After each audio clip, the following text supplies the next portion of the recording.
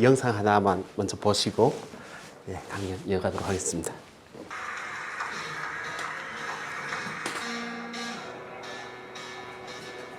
(3시에서 3시 10분까지) 강연 준비시고 20분까지 질의 응답 시간 있으세요? 예, 3시. 예.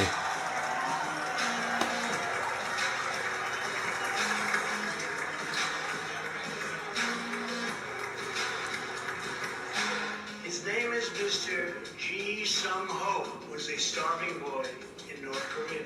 He passed out on the train tracks, exhausted from hunger. Sung-ho traveled thousands of miles on crutches to freedom. Today he has a new leg, and you still keep those old crutches. Your great sacrifice is an inspiration to us all. Please, thank you.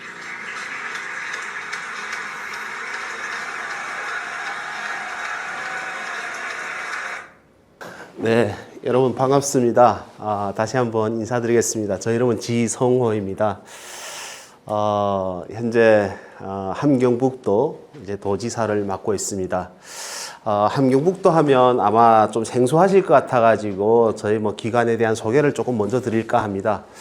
함경북도는 이제 함경북도에 위치해 우리 한반도의 위쪽 이제 북한 지역에 위치하고 있는 5개 도 중에 하나입니다.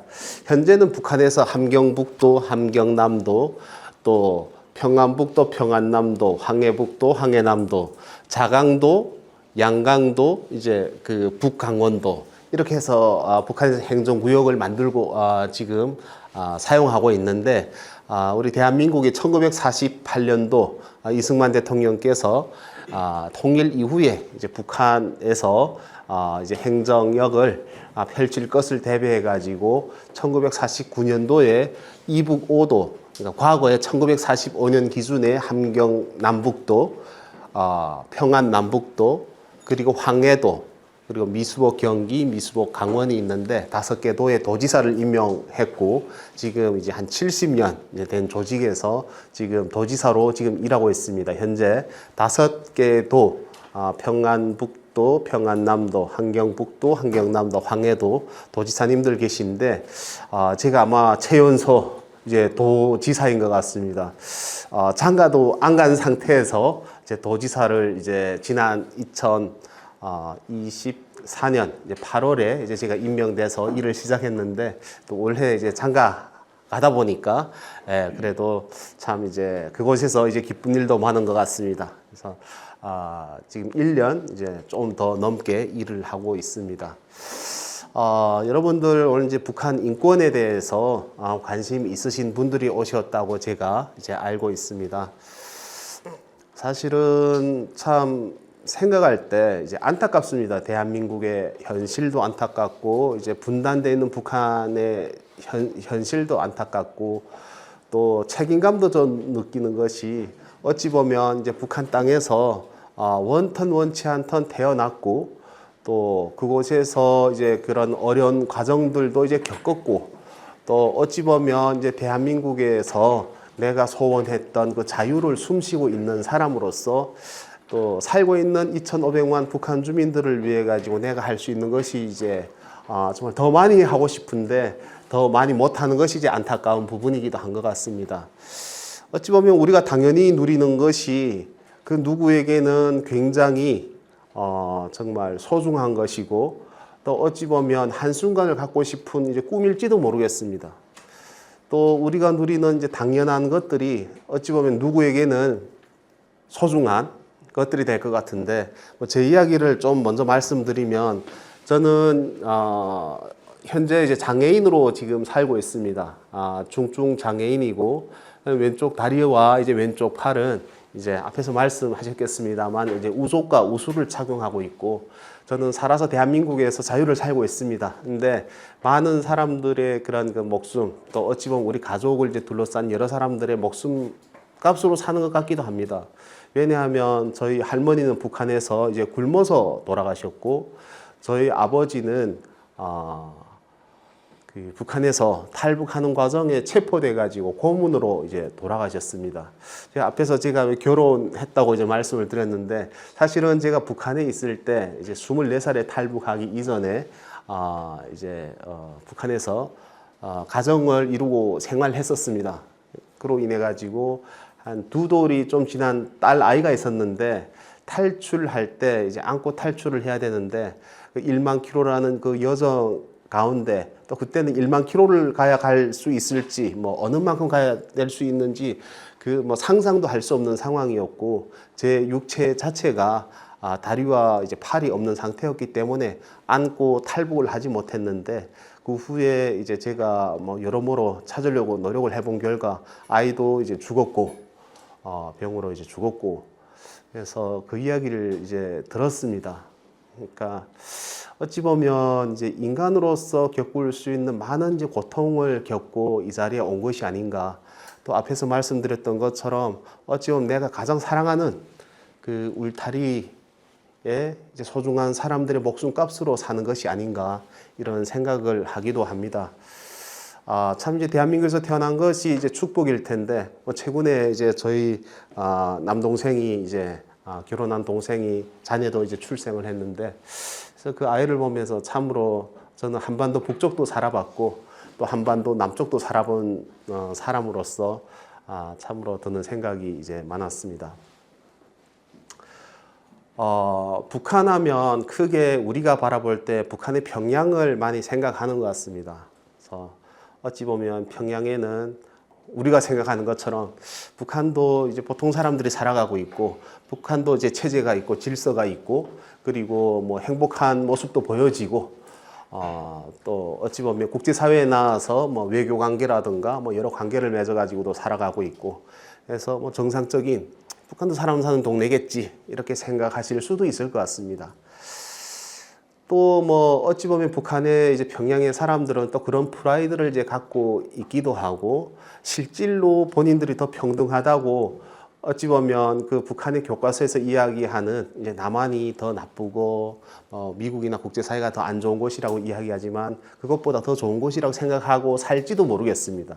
2,500만 명 중에 한 200만 명이 좀 넘는 사람들이 평양에 살고 있는데 그런데 우리가 바라봐야 될 시야가 단지 북한 평양에 이제 맞춰져 있는 것이 아니라 이제 많은 사람들이 보통 사람들이 살고 있는 북한 전 지역을 우리가 좀 봐야 된다고 생각하는데 저는 이제 북한의 평양에서 태어나지 않았습니다. 그래서 더 북한의 수뇌부에서 살고 있는 사람들이 어떤 삶을 살고 하는 거는 또 이제 다른 강사님을 이제 통해서 배우실 것이라고 저는 생각되고 그러면 이제 북한의 이제 보통 사람들이 어떻게 살아가는가 또 어찌 보면 이제 그곳에서 이제 그들은 지금 무엇을 원하는가에 대해서 좀 먼저 설명드리려고 합니다. 제가 오늘날에 이르기까지 뭐 앞에서 영상도 이제 트럼프 대통령이 뭐 초청받아 가지고 일기 때 연두교소에 가서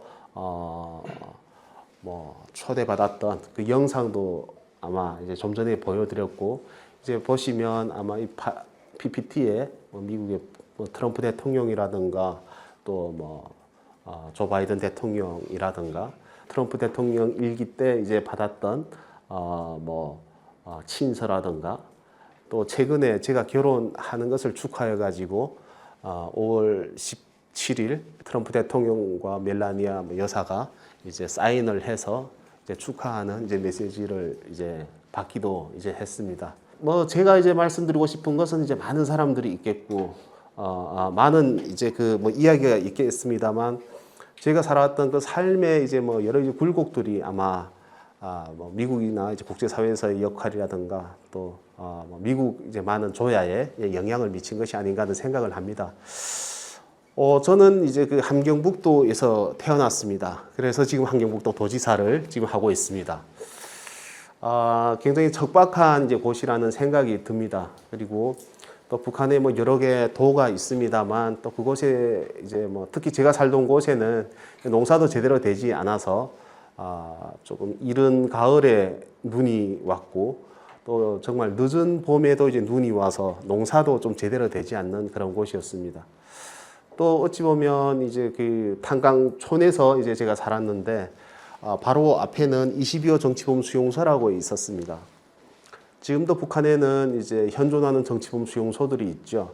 이제 화성에 함경북도 화성군에 이제 16호 정치범 수용소도 있고, 함경북도 청진시에 25호 정치범 수용소도 있고, 뭐 이제 함남도의 요독 수용소라든가, 또 어찌 보면 평안남도의 순천에 이제 14호, 개천의 14호 이제 수용소라든가 이런 곳들이 있습니다.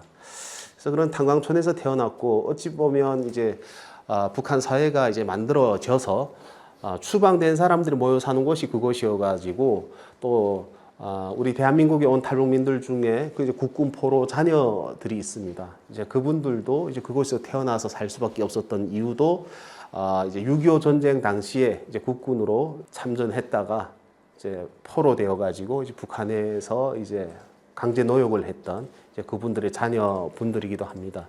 그래서 그럼에도 불구하고 제가 뭐 어렸을 때 생각을 조금 말씀드린다면, 그래도 행복하다는 그 이야기가 머리에 들어올 수가 있었던 것이 바로 앞에 정치범 수용소가 있는데, 물론 제가 탈북한 이후에 20여 정치범 수용소는 해산이 됐고, 이제 그 안에 있는 수감자들은 다른 수용소로 이송을 했습니다. 국제사회에서 이제 문제 제기를 많이 했던 부분도 있고, 근데 그 정치범 수용소가 있음으로 인해 가지고 저곳에서 살지 않는 것이 다행이라는 생각, 어찌 보면 또 정말 뭐 그들이 사는 삶을 이제 뭐 간접적으로 이제 들으면서 그래도 우리는 행복한 것이 아닌가. 뭐 그럴 때에도 이제 북한에서 이야기하는 뭐 쌀밥에 고깃국을 먹을 수 있었던 건 아니었고, 제가 어린 시절에도 옥수수를 식량 배급을 받아서 이제 먹고 살면서도 막 그런 생각을 했던 것 같습니다. 그런 그 어느 날 제가 좀 충격적인 상황을 좀 맞닥뜨리게 됐던 것이 북한에 저희 아버지가 그 노동을 하는 현장을 이제 지나가다가 본 적이 있습니다. 저희 아버지가 탄광촌에서 했던 일은 석탄을 땅굴에서 뭐 석탄을 캐는 일을 한 것이 아니고, 그곳에서 일하는 사람들의 이제 부품을 조달하는, 어찌 보면 쇳물을 이제 녹여서 뭐 이제 그 부품을 만드는 이런 일을 했는데, 그것을 저희가 보게 된 겁니다. 제가 이제 살던 곳에서 뭐 집에서 이제 학교까지 가는 과정에 그 중간 지점쯤에 저희 그 아버지가 일하는 그 회사가 있었는데, 뭐 학교 마치고 오다가 보니까 저희 아버지가 일하는 모습이 너무나도 비참했습니다. 어찌 보면 이제 노예 같다는 생각도 들고, 또 어찌 보면 그 북한의 그 교과서에서 이야기하는 헐벗고 굶주린다고 하는, 그리고 노예처럼 피땀을 흘린다고 하는 그 사람이 우리 아버지 같은 생각이 이제 들었던 겁니다. 제가 본 환경은 딱 이렇습니다.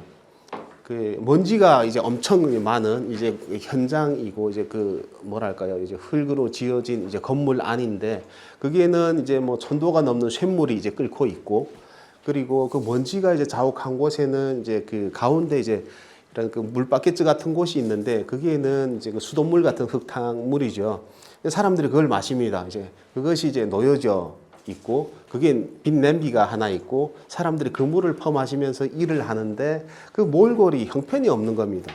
그러니까 이제 땀과 이제 뭐 먼지와 그다음에 그 열기로 인해서 이제 뭐 얼굴 껍질도 이제 벗겨지기도 하고, 불지가 튀면서 이게 그 뭐 방화복도 제대로 안 돼 있는 그 상황에서 이제 막 불지가 튀고, 이제 그것을 바라보는데, 또 그뿐만 아니라 그 쇳물을 이제 들어서 2명이서 들어가지고 이런 뭐 작은 이제 구멍 같은 데다 부으면 아마 가마도 되고, 뭐 우리 그 절구도 되고, 뭐 아마 이런 제품들이 되는 것 같은데, 그것을 보면서 너무나도 이제 안타까워가지고, 어렸을 때 그 글 짓는 시간에 제가 이제 글을 썼습니다. 우리 아버지가 노예처럼 피땀을 흘리면서 일하고 있다는 그 글을 지어가지고, 어찌 보면 이제 그 발표를 하는 시간에 선생님께서 검증을 하지 않고 발표를 하라고 하는데, 학생들 앞에서 제가 그 이야기를 한 겁니다. 우리 아버지는 이제 피땀을 흘리면서 노예처럼 일하고 있다고. 근데 그게 이제 완전 이제 선생님도 창백해지고, 이제 학교가 갑자기 분위기가 이제 그 싸해진 겁니다.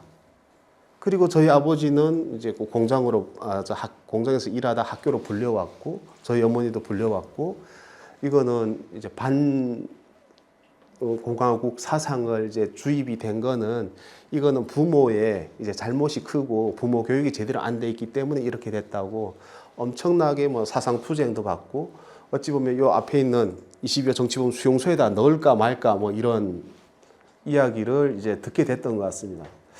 그래서 처음으로 제가 아버지한테 매를 맞았어요. 근데 엄청나게 맞았습니다.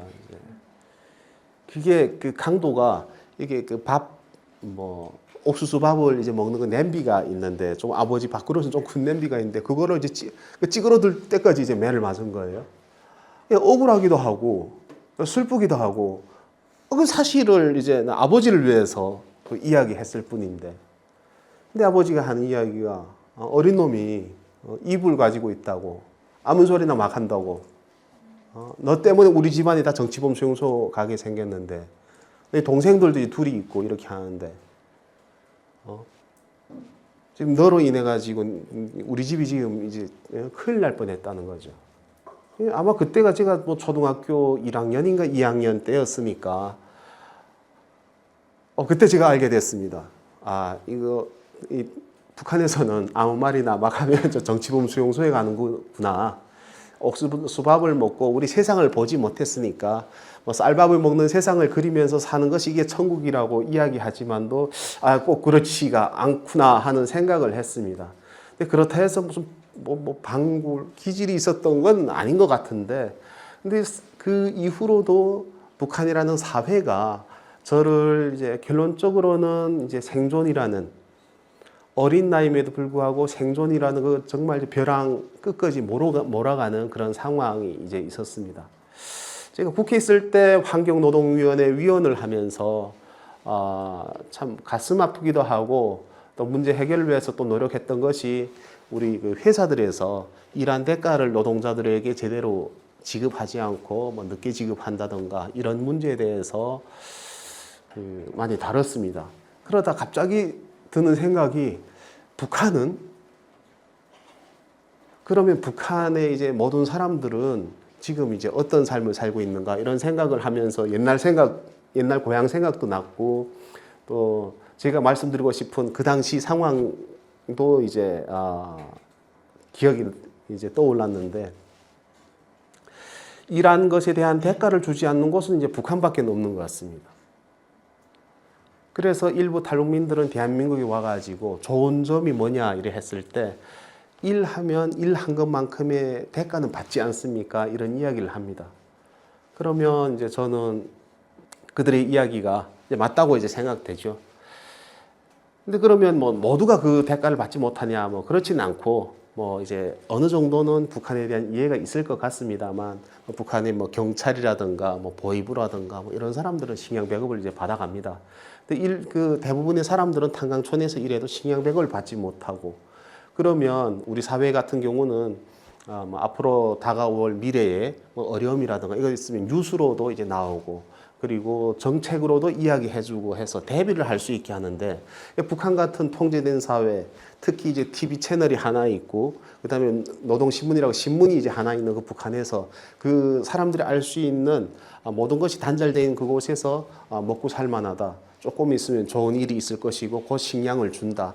뭐 이렇게 하다 보니까 뭐 우리가 이야기하는 북한의 수많은 이제 몇십만, 많게는 몇백만의 사람들이 굶어 죽는 그런 사건이 이제 만들어졌는데 뭐 저희도 그 소용돌이 한복판에 저희 가정도 이제 들어서게 되었고 아마 그때 제 나이가 13살이었던 것 같습니다.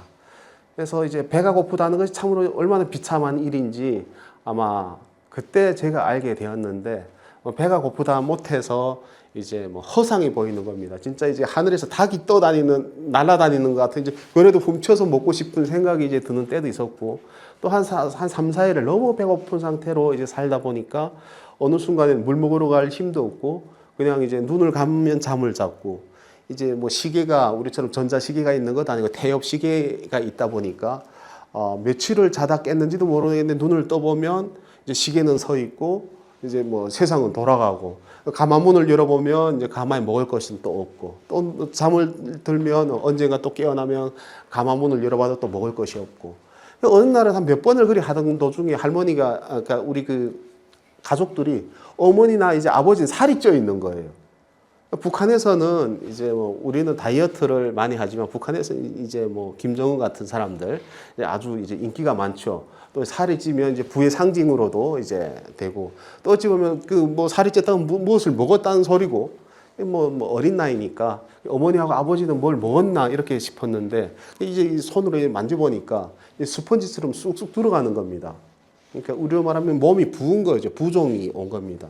그래서 부종이 3번 이제 왔다 내렸다를 하면 이제 죽게 되는데 또 뭐 그러다가 이제 잠에 들었는데 엄마가 우는 소리가 나서 눈을 떠보니까 어머니가 할머니가 돌아가셨는데 저희 집이 보통 노동자들이 사는 집이 방 한 칸에 이제 부엌이 이제 달려 있는데 한 4평, 5평 정도가 됩니다. 그곳에서 할머니도 함께 살고 아버지, 어머니도 함께 살고 이제 남동생, 여동생 해서 지금 6식구가 사는데 할머니가 굶어서 죽은 겁니다.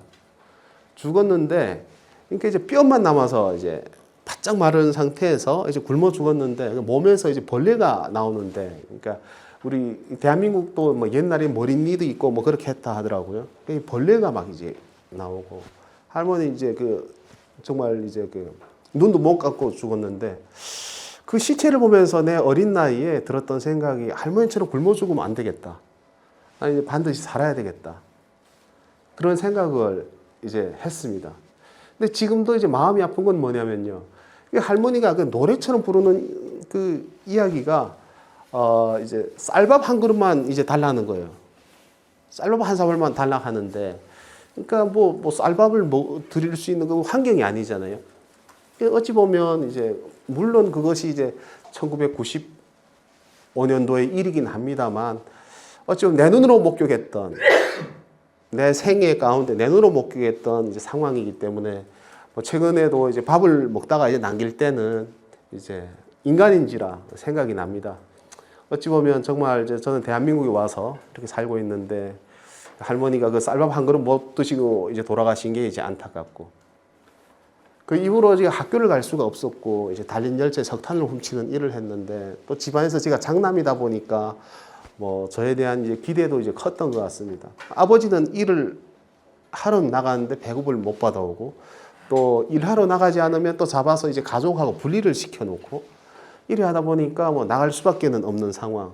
그러니까 북한의 여성들이 굉장히 불쌍한 겁니다. 산나물 캐러도 여성들이 가서 해야 되고 어린 아이들이 생계를 도와서 뭐 정말 석탄을 훔쳐서 팔던 이렇게 온 가족이 이제 다 함께 노력을 해야 되는데 저희는 그나마 탄광은 이제 뭐 문을 닫았어도 22호라는 정치범 수용소에서 생산된 석탄이 외정 때 만들어진 청진화력발전소로 가는 과정에 이제 그 석탄이 생산돼서 이제 이동되는 것이 있었습니다. 그래서 그것을 이제 훔쳐서 이제 시내에 가서 뭐 이제 호박문해서 그걸 팔면 조금의 옥수수가루를 살 수가 있었는데 아마 이제 그 일각에서는 그런 아이들을 일컬어서 꽃제비라고 이제 부르기도 하죠. 그래서 그 꽃제비의 삶으로 이제 전락이 된 겁니다. 이제 학교로 갈 수도 없는 상황이었고. 그래서 이제 석탄을 이제 훔치고 또 뭐 군인들한테 잡히면 또 매 맞고 또 도망 다니고 뭐 어찌 보면 하도 그때는 철이 없어서 그런지 뭐 꽃제비는 아주 남루하고 이렇게 해도 그 장난 반, 배고픔 반 뭐 이렇게 해서 이제 석탄을 훔치고 이렇게 살았습니다.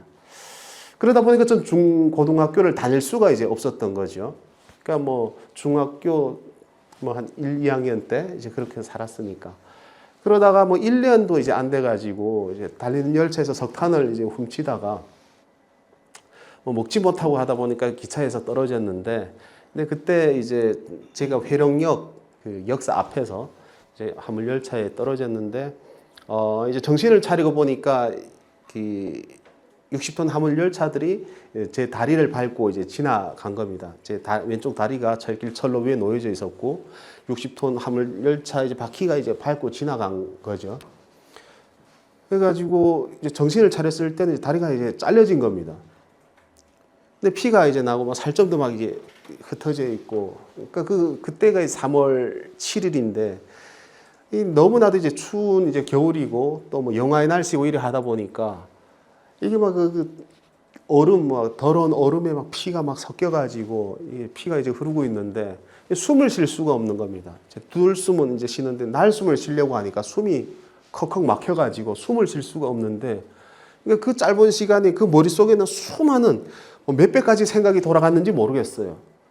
그러니까 단편적으로 생각나는 몇 가지만 이제 추린다 하면 아 나는 죽는구나 하는 무서움이 있었던 것 같고 친구들을 하고 놀아야 되는데 놀지 못하는 이제 그 안타까움이 있었던 것 같고 엄마 아버지가 보고 싶은 마음도 있었던 것 같고 고통도 이제 있고 이 다양한 생각이 막 이제 그 교차하는데 그 한 가지 생각은 살기 위해서는 피를 멈춰야 된다는 생각이 이제 들었어요. 그러니까 너무나도 고통스럽게 아픈데 그 표현할 수 없는 아픔인데 그래서 그 피를 멈추려고 이게 그 피를 막아야 된다고 생각하고 이게 그 다리 잘린 부위에 이제 손을 갖다 대려고 하니까 이제 오른쪽 손은 괜찮은데 왼쪽 손도 세 손가락이 이제 그 절단돼 가지고 이제 뭐 없는 거죠.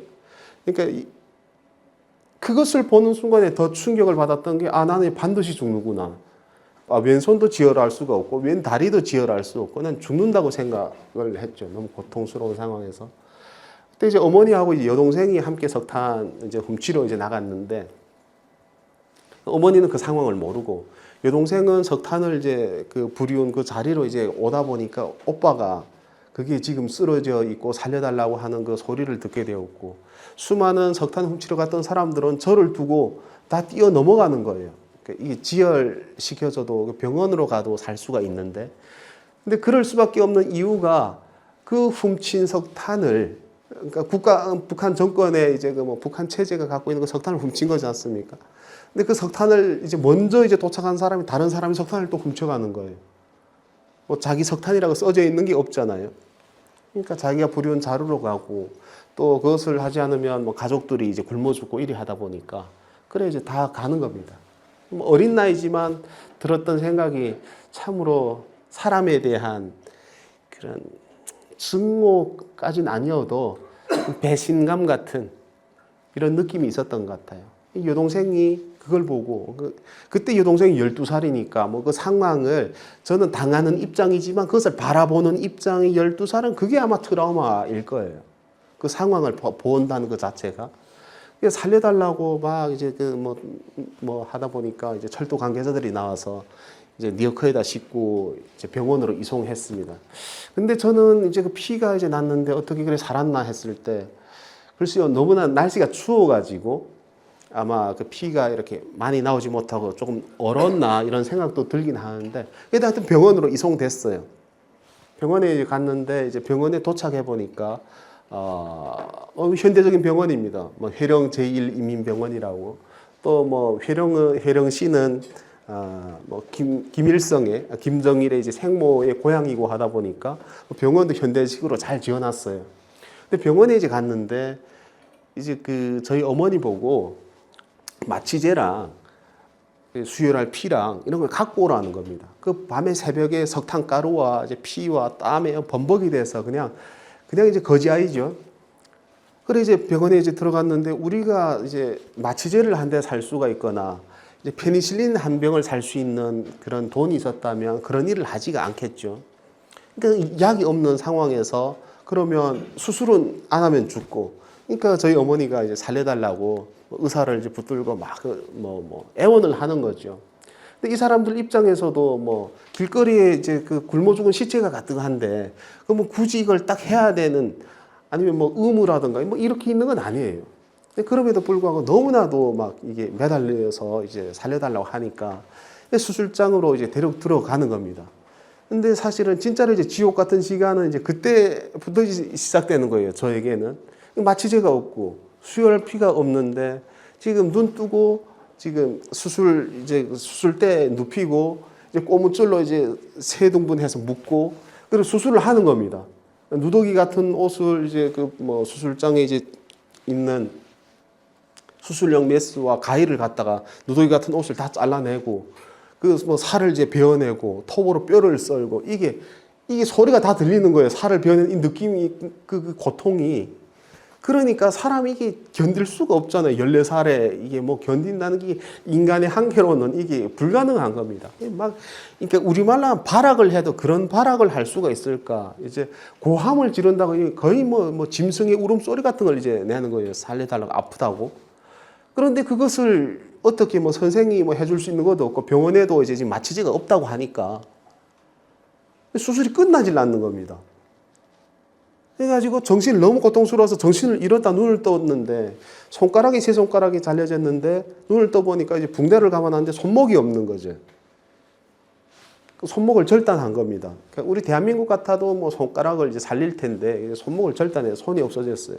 근데 눈을 떠보니까 의사 뭐 간호사들이 이제 내려다보면서 이제 수술을 하고 뭐 수술용 메스를 갖다 주고 이래 하는데 수술이 끝나지가 않는데 한 3시간 반 정도가 이제 되니까 이제 수술은 이제 다 끝났습니다. 그래서 이제 뭐 병원 밖으로 나가보니까 수술장 밖으로 나가보니까 어머니는 기절해 쓰러져 있고 그 새벽에 이제 여동생은 이제 무서워서 벌벌 떨고 있고 그 소식을 듣고 몇 시간 뒤에 아버지가 화물열차에 매달려가지고 아들이 사고 났다 해가지고 밤에 뭐 샘물 녹이는 일을 하다가 이제 그 병원으로 왔는데 그 뭐 아들이 그 팔다리 잘려진 그 뭐랄까 수술용 폐기물을 갖다 묻으라고. 그때 저희 아버지는 뭐 노동당원이었습니다. 그때 한 이야기가 노동당에 충성한 죄밖에 나는 없는데 내가 왜 우리 아들을 이제 장애인을 만들어야 되는가 그런 이야기를 하더라고요. 제가 어렸을 땐 아버지한테 이제 저 밥냄비가 이제 찌그러지도록 이제 매를 이제 맞았었는데 아버지는 이제는 이제 노동당에 대한 이제 불합리성 그래서 아마 깨닫게 된 시기인 것 같아요. 그리고 병원에 있는데 뭐 약이 없는 겁니다. 그러니까 뭐 치료할 약이 없으니까 그냥 며칠 2, 3일 있다가 그냥 집으로 이제 보내는 거죠. 그래서 우리처럼 뭐 119 앰뷸런스가 있는 것도 아니고 들 것이 있는 것도 아니고 하다 보니까 집안에 그나마 남아있던 그 뭐랄까요 모포에 이제 그 나무를 잘라가지고 이제 기워가지고 들것을 만들어가지고 엄마하고 아버지가 온 거예요.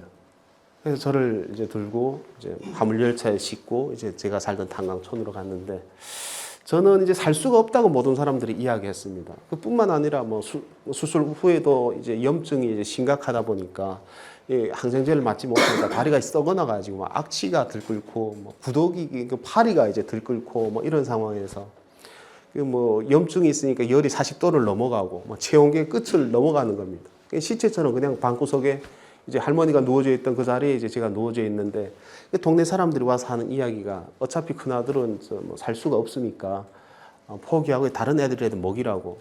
근데 그 이야기는 뭐냐면 이제 멀건 죽물을 한 반 사발 정도씩 이제 그 끼니를 때우는데 저한테 주는 그 음식을 이제 다른 애들 먹이고 이제 먹을 걸 주지 말라는 그 이야기인 거죠. 그럼에도 제가 어렸을 때 제가 들었습니다. 정신이 없는 상황에서도 그 이야기가 들렸어요. 아버지가 죽어도 같이 죽고 살아도 함께 살 거니까 우리 집안이니까 우리가 알아서 하겠다. 그래서 어찌 보면 어떤 조직이든 어떤 가정이든 참으로 이제 그 세대주 가장의 역할이 중요하다고 생각한 것을 저는 그때 다시 한번 느끼게 됐는데 아버지가 그렇게 말씀하니까 동생들도 함께 다 오빠 뭐 형님을 살리겠다고 그래 하는 거예요.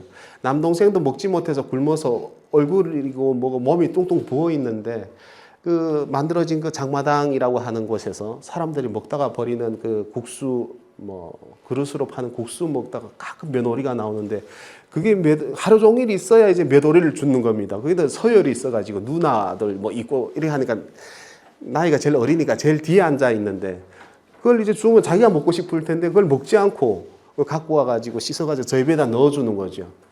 먹고 살아야 된다고. 뭐 정말 이제 키가 내 생각에 한 120cm도 안 되는데 그 작은데 그 자기 절로 이제 뭐 천을 기워가지고 배낭을 만들어가지고 석탄을 주워서 팔면 어느 집에 가면 뭐 두부를 하고 난 뭐 찌꺼기를 그거를 이제 받아가지고 또 저 입에다 넣어주기도 하고 또 때론 빵 한 개를 받아가지고 이제 1mm도 편차 없이 그거 잘라가지고 저 입에다 넣어주고 어찌 보면 이제 가족들이 그래 해가지고 아버지는 또 석탄을 팔면 그걸 자식들 굶기면서 페니실린 사오면 그 누가 저를 주사 놔줄 사람이 없는 거예요. 그러면 소금물을 좀 연하게 풀어가지고 삶아가지고 그걸로 이제 저 혼자 셀프로 주사 맞는데 그러면 이게 막 제대로 풀리지 않아가지고 또 염증이 생기고. 하여튼 뭐 과거를 저는 이제 너무 이제 고통스러운 삶을 살아가지고 사실은 함경북도 도지사지만 고향에 대한 애착이 그렇게 있는 건 아니에요. 너무 고통스러워서. 그런데 지금도 이제 드는 생각은 그곳에 정말 자유가 이제 깃들고 인간이 인간다운 삶을 살면 좋은데 더 악화되면 악화됐고 더 발전되지 않은 그 상황에서 지금도 사람들이 살아가고 있다는 것이 그것이 안타까워가지고 저는 북한 인권 활동도 했었고 지금도 일하고 있는데 그래서 이제 뭐 그 이후로는 팔다리가 없이 뭐 한 7개월이 이제 지나니까 이게 염증은 다 이제 나아졌는데 그 이후로 우속우수를 할 수가 없는 상황이고 뭐 그렇게 할 수 있는 돈이 있는 것도 아니고 어느 날은 이제 눈을 떠보니까 어머니가 없어졌어요. 아침에. 보니까 편지를 써놓고 사라졌는데 보니까 중국으로 넘어갔어요. 아버지도 모르게 이제 우리도 모르게 넘어간 편지를 썼는데 그 돈을 1년 동안 벌어가지고 그 돈을 벌어오면 그 의족 우수를 이제 해주겠다고 이렇게 편지를 써놓고 갔는데 1년이 지나도 오지 않고 2년이 지나도 오지 않고 그래서 저는 이제 중국 가서 본인이 먹고 살려고 쌀밥을 먹으니까 넘어갔구나 이렇게 생각을 하기도 했었죠. 또 그 후에 또 뭐 여동생이 엄마를 찾으러 넘어갔다가 또 여동생도 또 오질 않고 그래서 참 어찌 보면 남자 세 사람이 이제 살아가는 그런 참 이제 그 기형적인 가정으로 이제 변화하게 된 거죠. 어느 날 아버지는 호래비가 됐고 어느 날 우리는 이제 엄마 없는 애들이 됐고 그러지 않아도 꽃제비인데 살아가는 삶은 더 이제 막연하고 대신 이제 분노는 치솟는 거죠. 그래서 어차피 이제 한번 먹고 한 번 태어났다 죽는 인생일 텐데 엄마도 그러니까 장애인 자식도 버리고 이제 어린 자식 신발이 없어서 겨울에 이제 그 밖에 나갈 수 없는 그 자식을 버리고 이렇게 도망을 갔다 이렇게 싶었는데 저도 이제 대한민국에 와가지고 알게 되었습니다. 그것이 원해서가 아니라 다시 돌아가고 싶었는데 그 가정으로 돌아갈 수 없는 북한 여성들의 그런 서러움 또 중국 땅에서 인신매매로 팔려가가지고 어느 시골에 뭐 장가 못 가는 사람한테 이제 팔려가서 살아야 하는 북한 여성들의 서름, 때로는 유흥업소에 팔려가서 살아갈 수밖에 없는 그 고통.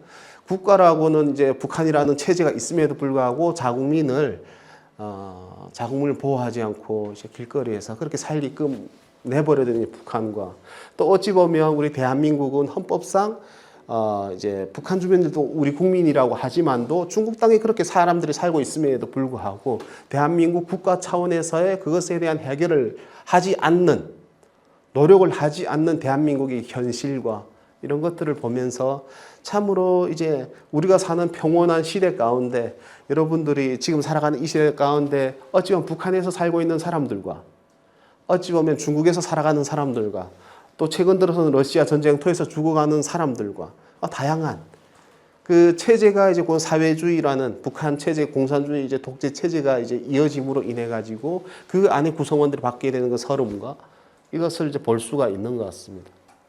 그래서 이제 목발을 짚고 저도 한 10년을 북한에서 이제 살았죠.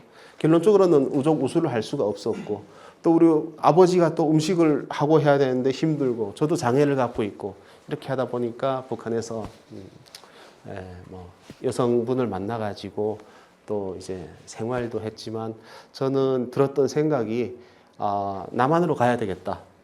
또 이제 중국에 한번 넘어가가지고 이제 대한민국이 발전했다는 발전상도 알게 되었고 중국 땅에서 이제 뭐 종교, 뭐 교회 가가지고 종교도 좀 알게 되었고 어찌 보면 북한에서 이야기하는 것과 이제 현실과 아주 다르다는 사실도 알게 되었고 뭐 그때는 이제 부모님들에게 뭐 쌀밥이라도 한번 해드리고 이제 다시 넘어오려고 넘어갔습니다만 그때 뭐 북한으로 넘어가가지고 체포돼가지고 뭐 쌀도 뺏기고 뭐 고문도 당하고 뭐 이래 하면서 반드시 남한으로 가야 되겠다 그런 생각을 갖게 됐습니다. 그래서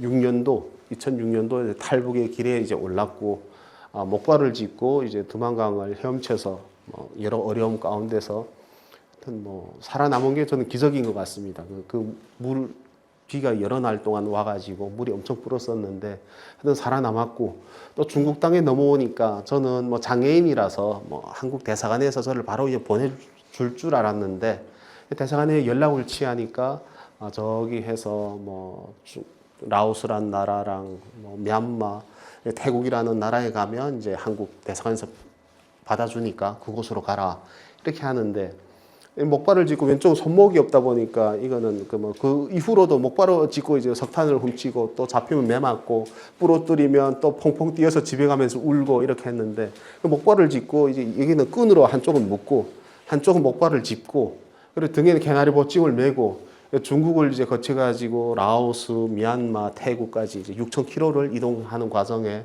때로는 뭐 기차를 얻어 타거나 때로는 뭐 자동차를 얻어 타거나 때로는 오토바이를 타거나 때로는 걸어가거나 이런 과정들이 있었지만 몇 개월 동안의 그 과정들이 정말 이겨낼 수 있었던 것은 정말 그 자유에 대한 그 갈망이 저에게는 이제 절실했던 것 같아요.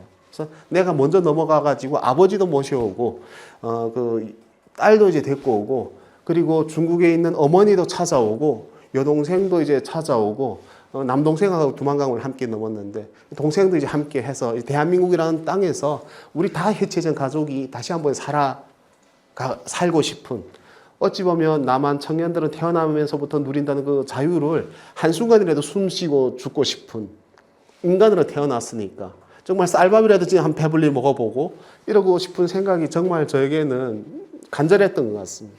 그래서 여러 과정 가운데서도 살아남았던 것 같고 결론적으로는 이제 대한민국에 왔는데 제가 드리고 싶은 말씀은 그겁니다. 여기 이제 오늘 참석하신 분들 중에는 정말 우리 대한민국에서 태어나신 분들도 계시고 북한 이탈 주민 분들도 계신 것으로 제가 파악이 됩니다. 파악이 되는데 똑같이 저도 정착을 시작했습니다. 제가 고위층이 아니잖아요. 정착금을 더 받거나 저에게 직장을 이제 알선해 주거나 이런 사람은 없었습니다. 집을 이제 준다던가 이런 것도 없었고 똑같이 대한민국에서 하나원을 이제 수료했고 저는 이제 하나원은 이제 88기입니다. 예, 그래서 2006년도 11월 3일 날에 아마 대한민국에 이제 국민으로서 이제 생활을 시작을 했는데 2006년도에 지금 대한민국에 와가지고 나올 때는 저의 통장에도 다른 사람들하고 비슷하게 100만 원이 제 통장에 있었습니다. 그래서 그걸 갖고 사회에 나가서 생활을 시작해야 되는데 진짜 제 집 아파트 앞에 와 보니까 어떤 낯선 사람이 기다리고 있는데 브로커라고 합니다.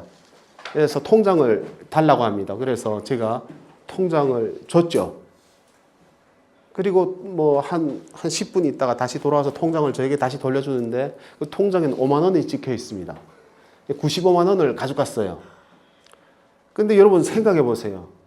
대한민국도 장애인들이 있을 수 있고 탈북민들 중에서도 장애인이 있을 수 있고 뭐 비장애인 분들도 있을 수 있고 뭐 다양하죠. 그런데 저는 대한민국의 새로운 삶을 이제 시작을 해야 되는데 이제 장애인으로서 통장에 5만 원밖에 없는 겁니다. 근데 그럼에도 불구하고 저는 이제 좌절하진 않았어요. 내가 찾으려고 했던 자유를 이제 찾았고 또 이곳에서 이제 정말 다른 사람 그 교육하기에는 모두가 평등하다는데 평등하게 살 수 있는 권리가 있다고 생각했기 때문에 뭐 그 단돈 5만 원 가지고 정말 쌀하고 김치를 사서 이제 먹었고 한 25일 지나야 첫 생계급여가 나오는데 그때까지 아마 버텼습니다. 한 200만 원, 300만 원을 남한에 와서 갚아야 했었는데 장애를 갖고 있으면서도 생계급여 나온 것을 먹지 않고 모아서 그 돈을 이제 물어가면서 들었던 생각이 평등하다고 생각하는 이야기하지만 평등하려면 공부해야 되겠다는 생각이 들었고 그때 제 나이가 24살, 뭐 25살 만으로 그렇게 됐었는데 결론적으로는 북한에서 학업을 못한 것을 이제 그걸 극복을 하고 28살에 대학교로 입학했습니다. 그래서 동국대학교 이제 법대에 가가지고 이제 공부하게 되었고 저는 그 자체만으로도 기적이라고 생각을 했습니다. 왜냐하면 장애를 갖고는 한 손으로 컴퓨터를 배웠거든요. 그래가지고 대학교에 이제 붙었고 저는 이제 출생이 북한의 이제 꽃제비였고 어찌 보면 저희 친구들 앞에 북한에 살고 있는 친구들 앞에 고향으로 돌아갔을 때 떳떳하고 정말 또 굶어 죽고 정말 탈북하던 중에 이제 돌아가신 분들께도 정말 최선을 다해 살았다는 걸 보여주고 싶었어요. 그 과정에 아버지를 모셔오려고 했지만 이제 아버지가 탈북하다가 체포돼서 이제 고문당해 돌아가셨다는 소식을 제가 이제 듣게 되었는데 그 아버지가 이제 등에다 그 손녀를 업고 탈북하다가 체포된 거예요. 근데 그 할아버지는 고문당해 죽고 그 아이는 이제 다른 사람에게 맡겨졌는데 뭐 결론적으로는 병 걸려서 죽었다고 이렇게 이야기를 이제 들었습니다.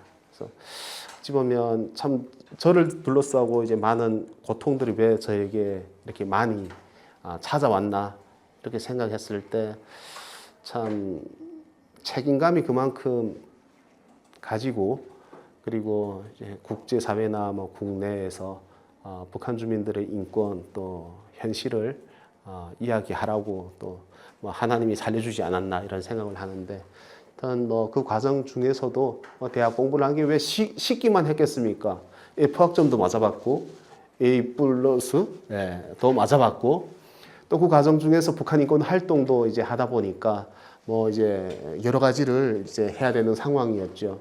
또 그 과정에서 뭐 이제 북한 인권 활동을 하다 보니까 탈북 여성들의 인권에 관심 갖게 되었고 그로 인해 가지고 저희 어머니나 여동생들이 겪었던 그런 아픔을 알게 되었고 그런 사람들을 그러면 국가는 왜 구해주지 않냐 했을 때 국가가 구해줄 수가 없었고 또 구해주지 않기도 하고 또 어찌 보면 우리 사회가 그거 해야 되는데 그렇지 못한 현실 가운데 알고 있는 그 누군가가 선구자가 되어가지고 그곳에도 사람들이 있고 가장 가까운 통일을 이룰 수 있는 것은 정말 우리 대한민국 이제 한반도 출신이 이제 북한 주민들을 구출해 오는 것이 먼저라고 이야기하고 싶어서 한두 명 이제 구출하고 이래 하다 보니까 그게 또 입소문이 나가지고 어느 해는 10명도 구출하고 뭐 20명도 구출하고 이래 하다 보니까 이제 제가 2020년 국회의원이 되기 전까지 이제 한 10년 동안에 500여 명의 탈북민들을 구출해 가지고 이제 자유를 찾아주게 이제 됐던 거죠.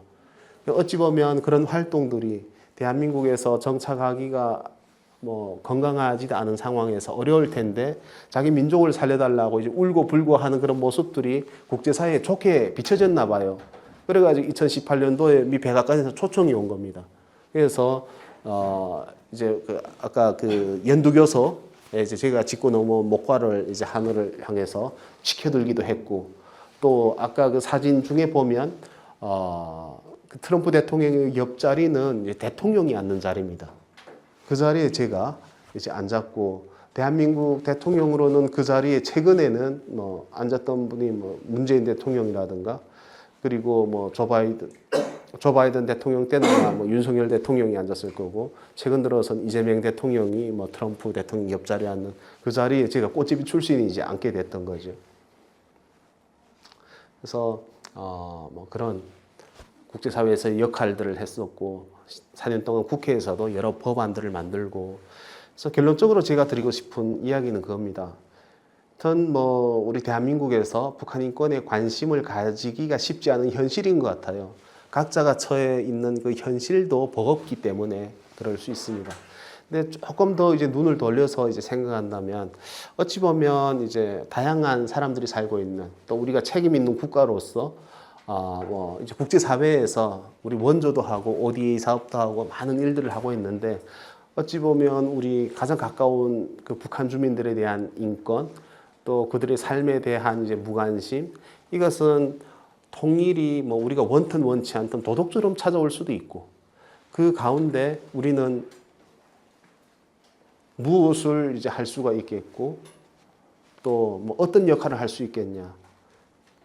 그러려면 가장 가깝게는 오늘 이 자리처럼 저희 이야기도 일부분이겠고 많은 우리 여기 계신 탈북민들의 그 이야기도 함께 스터디하면 좋겠습니다만 그렇게 나눠가는 것이 그것이 어찌 보면 미래를 이제 설계하고 대한민국이 더 발전을 이제 원하는 우리 청년들이라 하면 아마 바람직한 길이다 이런 생각을 합니다.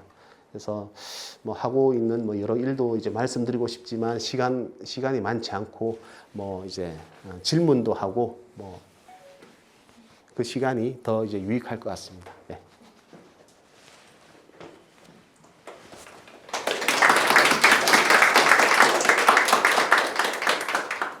네, 질문 편하게 해주시면 좋겠고요. 여기 보니까 우리 탈북 학생들도 있네요. 지금 대학교 졸업했죠? 예. 1호. 예, 맞습니다. 그러니까요. 이게 대학교 때. 그러니까요. 대학교 때요. 네. 질문해 주십시오. 예. 좋은 예. 강의 잘 들었습니다. 네. 저는 이제 남한에서 태어난 대학생인데 예. 제가 질문하고 싶은 것은 자유를 소망하셔서 대한민국으로 넘어오셨다고 하셨잖아요. 그래서 예. 분열됐던 가족이 다시 결합하는 걸 꿈꾸셨다고 하셨잖아요. 예. 그래서 실제로 이제 의원님께서 마주하셨던 대한민국에서 본인이 뭔가 생각했던 이상향이랑 달랐던 점이 있었다면 어떤 부분이 좀 달랐는지랑 예. 그리고 이렇게 많은 일들을 겪어 오셨는데 향후에 계속해서 어떤 활동을 하시면서 궁극적인 목표, 어떤 지향점을 가지고 계신지가 궁금합니다. 제가 대한민국에 딱 도착했을 때 사실은 제가 생각했던 것보다 훨씬 더 발전돼 있고 살기 좋은 곳이었어요. 그러니까 예를 들면 이런 거죠.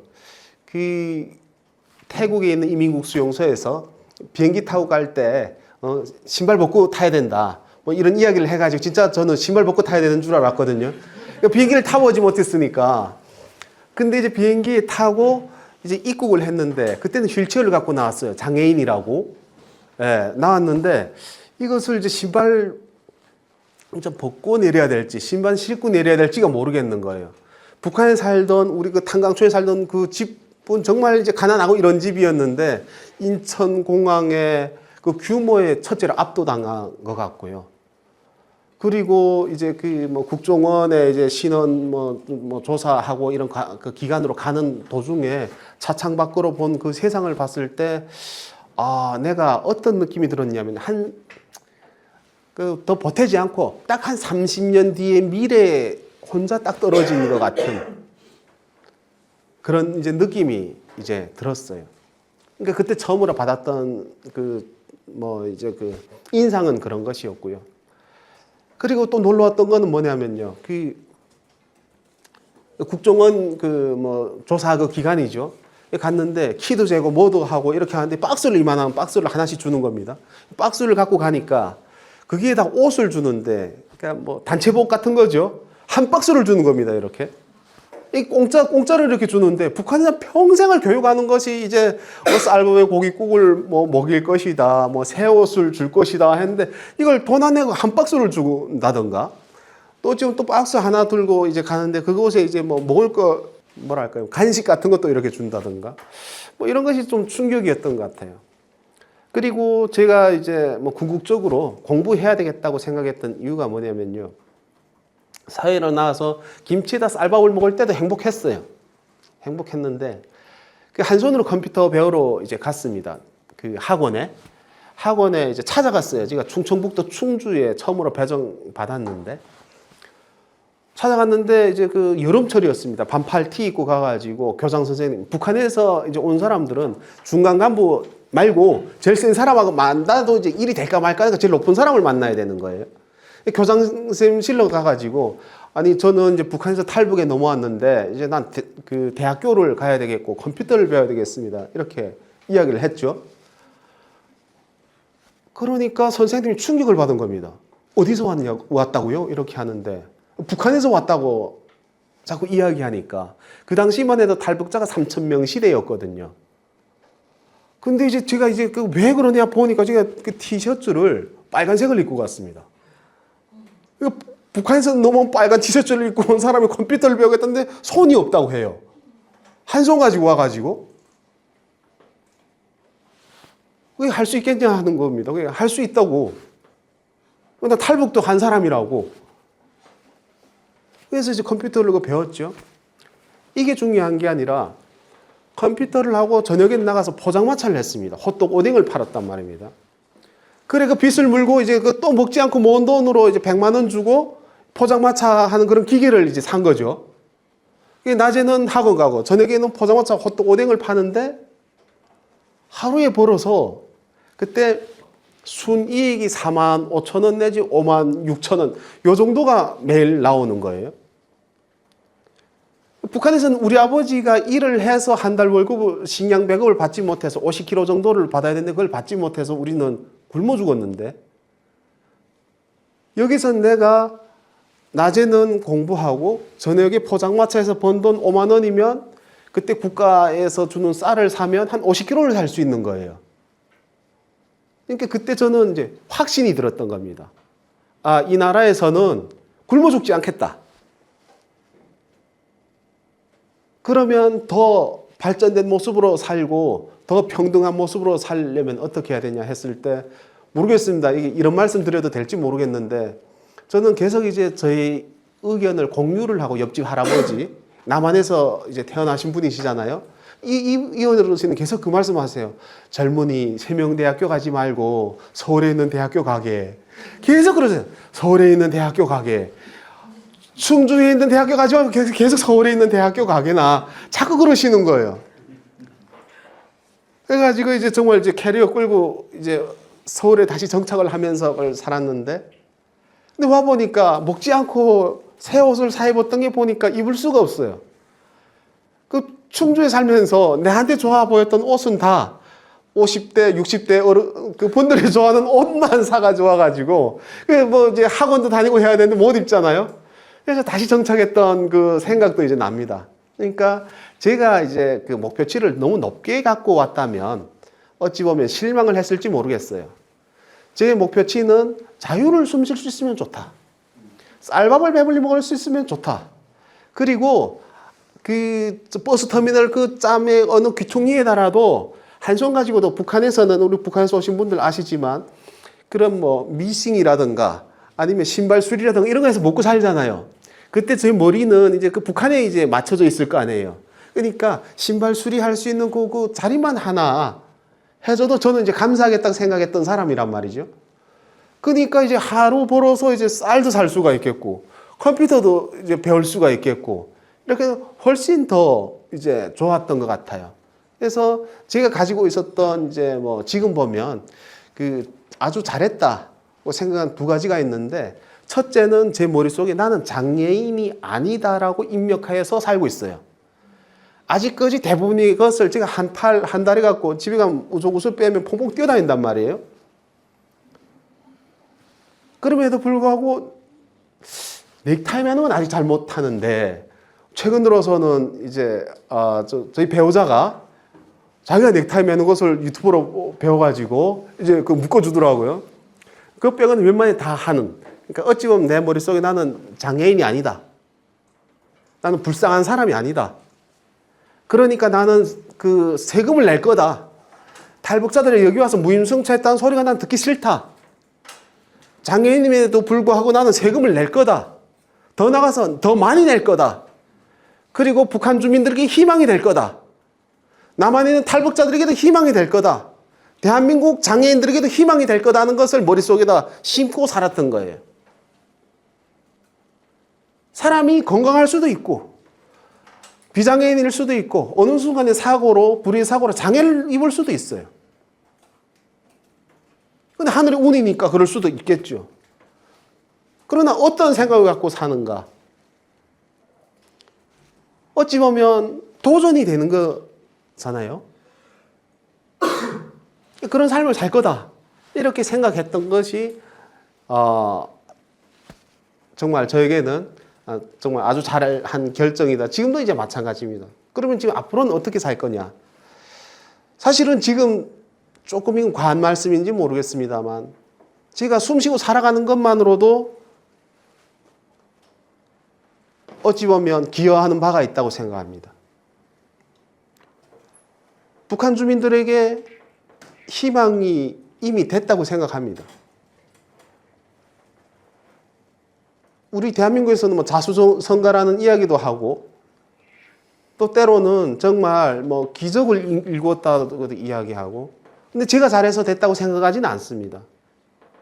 그런데 그 꽃제비가 북한에서는 장애인이면 또 손가락질 받고 이름이 그 순간부터 없어지고 별명이 만들어진단 말이죠. 손이 없으면 조막손인 것이고 눈을 보면 뭐 그러니까 하여튼 그러니까 기상천외한 이제 별명을 붙여서 사는 그것이 장애인의 삶이에요. 그 불구자 꽃제비가 대한민국에 왔단 말이죠. 88개 200명이 똑같이 수료했단 말이죠. 나한테 더 특혜는 없었단 말이죠. 나한테 오히려 더 불리한 상황이었단 말이죠.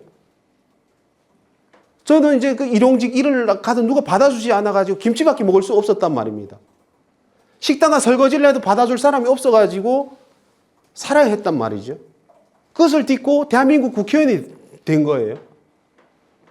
북한의 꽃제비들에게는 희망이 된 것이고 북한의 평양 사람들이 아닌 정말 보통 사람들에게는 희망이 된 부분이 있는 거죠. 또 환경북도 도지사가 됐어요. 북한으로 말하면 환경북도 도당 책임비서겠죠. 지금 현재 직급이 정무직 차관이에요. 북한의 소문이 다 난단 말이죠. 소문이 다 들어간단 말이죠. 어떤 유튜브에서 그런 이야기 하더라고요. 최근 들어서 제 고향에 많은 꽃제비들이 왔다 간다고. 좋은 기운을 받겠다고 뭐 그런다는데. 전 믿지는 않습니다. 이제 뭐 유튜브를 이제 100% 믿지는 않아가지고. 그럼에도 불구하고 북한 주민들에게는 희망이 되는 부분이라든가, 우리 대한민국에 있는 탈북민들도 이게 깨진 거예요. 북한의 고위층이 아닐지라도 국회의원이 될 수 있는. 어찌 보면 일반 사람들하고 북한의 고위층하고 나눠져 있단 말이에요. 대한민국 체제가 그렇게 돼 있어요. 그러니까 고위층이 넘어오면 따로 하나원을 경유하지 않고 따로 이제 신문도 하고 보로금도 나온단 말이죠. 정보가 많으니까. 신변 보호를 해준단 말이죠. 집도 따로 이제 해줘야 되고, 그리고 직장도 뭐 고위층이 이제 가는 그런 직장 있지 않습니까? 살게끔 해주고. 장애인이 나오면 똑같이 살아야 되는 거예요. 물론 장애인이 오는 과정에 수고했다고 수당을 그런 비용을 좀 주는 것이 있습니다. 근데 그걸 뚫고 이제 넘어서 이렇게 살아가는 그 모습이 우리 1호라든가 이런 친구들에게는 희망이 안 되겠습니까? 맞습니다. 함께 이제 대학 공부도 하고 같이 다니면서 활동도 하고 이렇게 했단 말입니다. 그러니까 저는 지금 살아가고 있는 자체도 어찌 보면 많은 분들에게 희망이 될 수 있다. 근데 결론적으로는 어떻게 해야 될까? 제가 드리고 싶은 말씀은 그겁니다. 뭐 남북관계가 경색돼 있고, 어찌 보면 트럼프 대통령이 지금 집권을 했고, 또 이제 북한과의 뭐 교류를 틀려고 하고 있고, 여러 이제 환경들이 있습니다. 근데 중요한 건 이제 북한 주민들의 입장에 우리는 좀 귀 기울여야 할 필요가 있을 것 같아요. 북한이 두 국가론을 이야기합니다. 그리고 북한 스스로가 담을 썼습니다. 이유가 뭘까요? 북한 주민들 사이에서 대한민국에 대한 동경이 그만큼 높아졌다는 것입니다. 그러니까 뭐 우리는 뭐 경우의 수를 모든 것을 다 대비하는 것이 이제 국가이죠. 그리고 또 청년들은 뭐 어떤 상황이 돼도 앞으로 우리가 살아가야 될 이제 미래에 있어가지고 만들어질 세상을 책임져야 될 책임도 있겠지만, 그곳으로 살아가야 될 뭐 여러 가지 살아내야 될 이제 지혜도 있을 겁니다. 이런 상황 가운데서 그러면 이제 북한이 앞으로 어떻게 될 것인가, 남한이 앞으로 어떻게 될 것인가, 미북 관계가 어떻게 될 것인가, 뭐 여러 가지가 있을 텐데, 저는 이제 통일이 도둑같이 올 것 같습니다. 우리가 지금 준비해야 되는 것은 함께 살아가는 연습입니다. 이 클래스에 함께 하고 있다는 자체에 대해서 저는 굉장히 이제 높게 생각합니다. 만나보면 거부 반응이 사라지거든요. 막연한 고정관념이 깨어지는 겁니다. 그래서 또 이곳에 살고 있는 탈북민들은 북한 주민들을 대표하는, 고향을 대표하는 대사와 같은 마음으로 살아가야 합니다. 저도 그렇게 살았습니다. 내 행동거지 하나가 원튼 원치 않던 북한을 이제 대표하고 북한 사람을 이제 대표하니까 함께 살아가는 지혜인 겁니다. 더 나가서 이북 5도 같은 곳에서나 대한민국 정부에서는 어떻게 해야 되냐 했을 때, 여러분들은 어떻게 느끼실지 모르겠는데 잘 정착을 시켜가지고 인재를 만들어야 됩니다. 3만 4천 명 정도가 대한민국에 살고 있는데 이 사람 모두를 인재화시킨다 해도 부족하다고 생각합니다. 왜냐하면 북한이라는 80년 동안 공산 독재 체제를 경험했던 그 땅에 우리가 원하는 헌법 정신의 통일은 북한 주민들에게 이제 자유민주주의 기본 질서에 입각한 체제를 입혀야 하는 그런 통일인 겁니다. 그런데 그 통일이 이제 됐을 때 그것이 안 된다면 무엇이 됩니까? 재앙이 되는 거죠. 그것이 두려우니까 이제 통일을 더 미루자. 이것도 안 되는 겁니다. 이제 80년이 분단 80년이 지났는데 100년이 지나면 어떻게 되겠습니까? 또 한두 가지 제가 드리고 싶은 말씀은 통일이 되면 우리가 이제 북한을 우리가 그럼 어떻게 관리할까 말까? 이건 우리만이 생각한 착각일지 모르겠습니다. 북한에 뭐 어떤 상황이 제기된다 해가지고 북한의 지금 그 영토가 다 대한민국 것이 된다고 보장할 수가 없는 겁니다. 중국은 지금 가만히 있습니까? 러시아는요? 중국도 청천강 이북을 갖고 싶어 합니다. 러시아는 부동항 이제 그 블라디보스톡에서 이제 라진 선봉항, 청진항 갖고 싶어 합니다. 이런 이제 현실 가운데서 결론적으로 제가 하고 싶은 이야기는 일단 탈북민들을 더 많이 정착을 시키는 것을 넘어가지고 인재화를 만들어야 된다. 모르겠습니다. 여러분들께 이런 말씀을 드려가지고 어떻게 생각하실지 모르겠는데 공공기관도 대한민국에 굉장히 많거든요. 공공기관. 어찌 보면 북한이라는 사회를 다시 한번 이제 이제 거인 재건을 하려면 그 인력이 굉장히 필요할 텐데 그곳에서 일할 수 있는 사람들을 키워내는 게 회사의 고위급이 아니라도 이제 직원으로라도 이제 경험했던 사람이 그 지역에 가가지고 말이 통하는 사람이 이야기해야 되는 거죠. 대한민국에 온 탈북민들이 정착에 뭐 성공하기도 하고 못하기도 하고 뭐 여러 어려움이 있다고 하는데 또 우리가 이제 통일이 된다면 북한에 가서 그걸 한다고 해가지고 북한 주민들이 말을 잘 듣는다는 보장이 없잖아요. 누군가 중간 역할을 해야 되는 사람들을 이제 많이 잘 만들어 놓는 것이 이제 중요하다. 그래서 그런 역할을 하려고 이제 노력하는데 좀 쉽진 않은 것 같습니다. 예. 강의 잘 들었습니다. 한 가지 좀 여쭤보고 싶은 건 아무래도 저는 현재 이번 좀 그런 상황에 대해서 여쭤보면은 대한민국에서는 그런 정책 상황에 대해서 질문해보고 싶은데요. 아마 북한 인권법이 2016년도에 통과가 돼서 아마 북한 인권 재단을 만들어야 되는 상황인데 다만 그 이사를 좀 선임하는 과정에서 이 이사 선임이 약간 아마 한쪽 당에서 아예 안 해줘서 그렇게 된다고 지금 얘기를 듣긴 했는데 이게 과연 원인이 그냥 아예 하기 싫어서 안 하는 거라고 보시는지 아니면 국회 대립 때문에 이게 불가피하게 된다고 보시는지 혹은 북한 인권재단이 좀 설립되기 위해서는 좀 국회 쪽에서 어떻게 됐으면 좋겠는지 국회의원을 하셨을 때 좀 관심을 많이 가지셨던 걸로 알아서 어떻게 하는 게 좀 방법이 맞을지 여쭤보고 싶습니다. 예, 제가 현재 이제 공무원이다 보니까 이제 참 이제 정치적인 중립을 지켜야 되는 그런 의무도 이제 함께 있습니다. 그래서 참으로 좀 조심스럽긴 합니다만 결론적으로는 그겁니다. 이사가 선임이 되면 재단이 만들어지는데 이사의 선임이 되지 않다 보니까 지금 이제 재단이 이제 정체돼 있는 상태에 있습니다. 대승적인 결단이 이제 필요할 것 같습니다. 함께해서 재단이 만들어지는 것이 중요하다고 저는 생각되고 또 그렇게 했을 때 북한 주민들에게 부끄럽지 않을 것 같습니다. 우리가 통일돼서 맞닥뜨릴 사람들이 북한 정권이 아니잖아요. 북한의 보통 사람들을 만나야 될 텐데 저만 해도 이제 사연이 이렇게 많은데 북한에 지금 그 이후도 계속 살아가는 사람들이 사연과 고통과 뭐 스토리가 얼마나 많겠습니까? 그때 있어가지고 자유를 사는 사람들이 그리고 탈북자들도 넘어가서 현실을 이제 외쳤다고 함에도 불구하고 이제 책임 있는 헌법 체계에서의 그 역할을 해야 되는 이제 국가에서 그런 것을 안 했다 하면 북한 주민들이 바라봤을 때 많이 슬프겠죠. 예, 노력을 해야 된다고 생각합니다. 예. 마지막 질문 하나만. 예.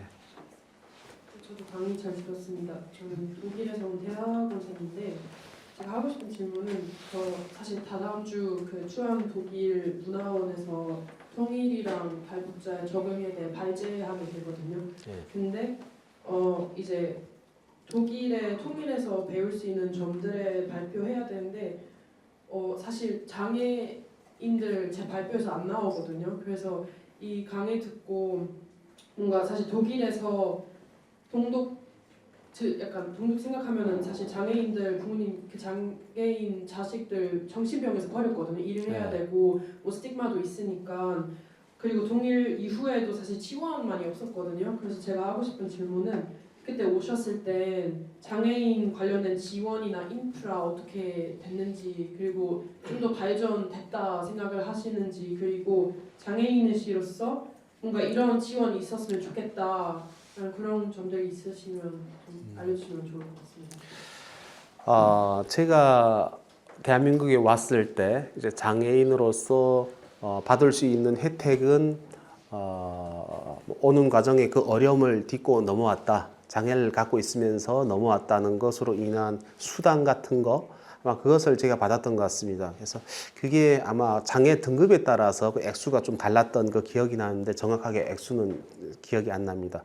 그 외에는 이제 대한민국 이제 법 테두리 안에서 똑같은 장애인과 같은 이제 대우를 이제 뭐 혜택이라든가 이런 것들을 이제 받았던 것 같아요. 그래서 뭐 저 같은 경우는 뭐 대학교를 이제 졸업하면 장애인들에 대한 뭐 취업이라든가 뭐 이제 기업들에서 이제 뭐 의무 고용이라든가 뭐 이런 것들이 있으니까 그냥 뭐 북한 이탈주 및 탈북자의 입장에서의 그런 혜택보다는 대한민국 제도의 장애인으로서의 그 혜택에 있어가지고 뭐 도움이 될 수가 있었지 않았을까. 물론 저는 이제 인권 활동을 하다 보니까 이제 뭐 그런 일은 안 했습니다만, 그 뭐 취업을 하거나 그러진 않았습니다만, 아마 그 정도였던 것 같습니다.